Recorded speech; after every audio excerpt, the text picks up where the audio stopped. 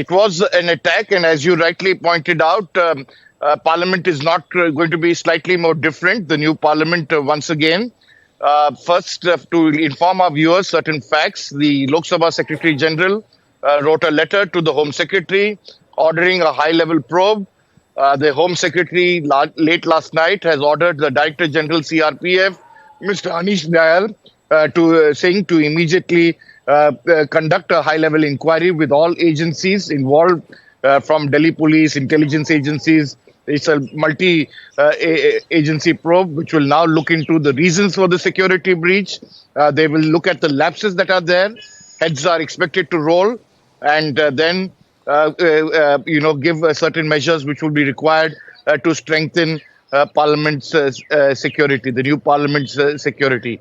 Having said that, the most important aspect as we talk about Parliament security is the issue of the visitors.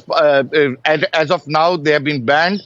They will, of course, be revisiting the entire visitors gallery. And one of the suggestions has been to have a glass casing so as to allow nobody to jump from the visitors gallery, because this is much lower than the earlier old Parliament building. The other, of course, a separate entry for members of Parliament.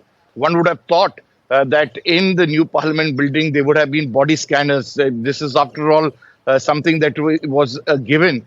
But shockingly, this wasn't there. And that has caused a huge security breach because where these intruders really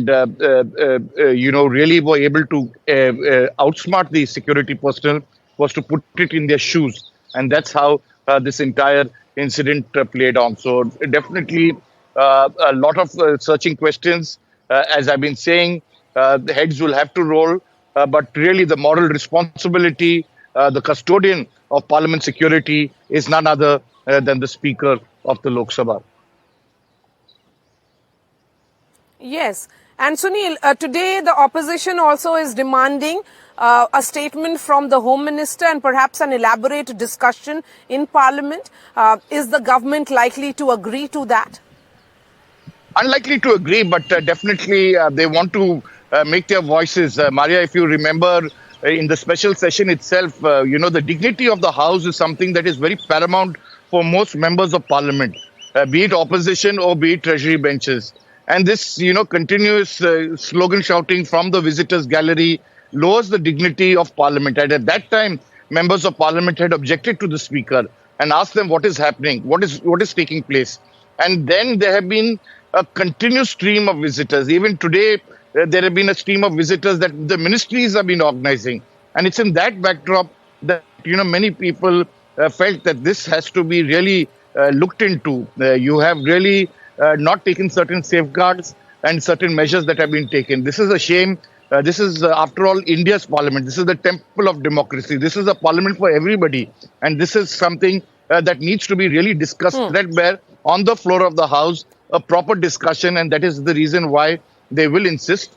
We'll have to wait and see whether the government does concede on an important aspect like this. But anyway, 3 criminal bills and the redefinition of terrorism is going to be one of that in this discussion today. So hopefully, at least this will get debated one way or the other.